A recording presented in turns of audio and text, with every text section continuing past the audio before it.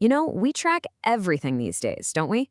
Our calories, our steps. We're always trying to optimize every little part of our day for health and productivity. But what if I told you we're ignoring the very foundation that all of that effort is built on? Well, today we're diving into the forgotten pillar of well-being. I mean, really, think about it. When you decide, okay, I'm going to get healthy, where does your mind go?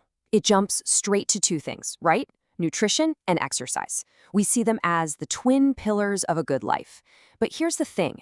There's a third pillar, a foundational one that we consistently push aside, even though it's the one holding the other two up. And that, of course, is sleep. This phrase, which comes from our source material, just nails it. The forgotten pillar of well-being. It's so perfect because it totally reframes the conversation. It takes sleep from being this passive, off switch at the end of the day to what it actually is, an active, absolutely essential process for rebuilding ourselves every single night. So, why is sleep this forgotten pillar? Let's get into it and break down exactly why rest deserves the same level of respect, the same attention that we pour into what we eat and how we move. It's a really strange imbalance when you stop and think about it. We treat a bad diet or not exercising as pretty serious problems to be solved.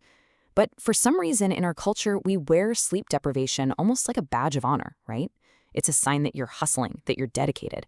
But this neglect, it creates this deep health debt that, honestly, no amount of kale salads or gym sessions can ever pay off. Okay, so we've laid out the problem. But the good news is, rebuilding this pillar, it isn't nearly as complicated as you might think. So let's get practical and talk about some simple, actionable ways you can start to reclaim your rest. And this 3-step guide is just incredibly practical. So first up, create a bedtime routine. This isn't just about feeling cozy, it's about conditioning. You're sending clear signals to your brain that it's time to power down. Second, and this is a big one, get those screens out of the bedroom. That blue light they pump out is literally tricking your brain into thinking it's still daytime. And third, and this might just be the most important one of all, prioritize consistency. This right here is such a crucial mindset shift. This is not about chasing a perfect 8 hours every single night. I mean, come on, life happens, right? The real goal is consistency. Just aiming for a regular sleep and wake time, yeah, even on the weekends. That's what trains your body's internal clock. It's that long-term rhythm that truly rebuilds your foundation of rest. So what's the payoff for all this effort? What actually changes in your life when you start treating rest with the respect it deserves? Let's take a look at the incredible benefits that come from having a genuinely well-rested mind.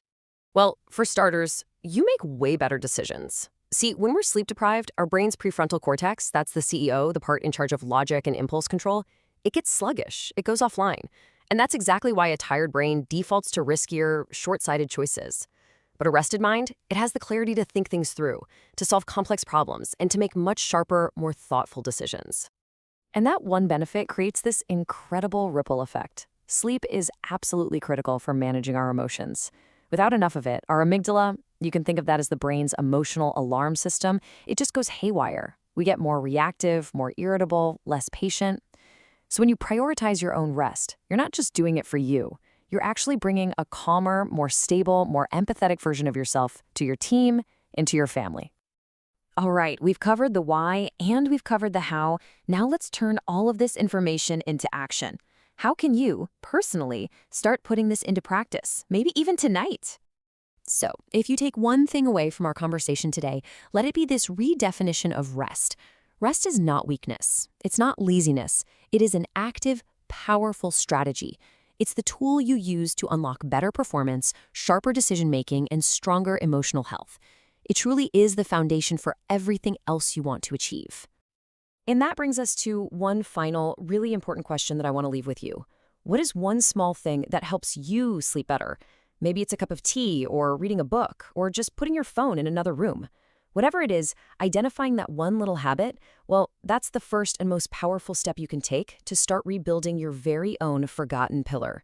Thanks so much for joining us.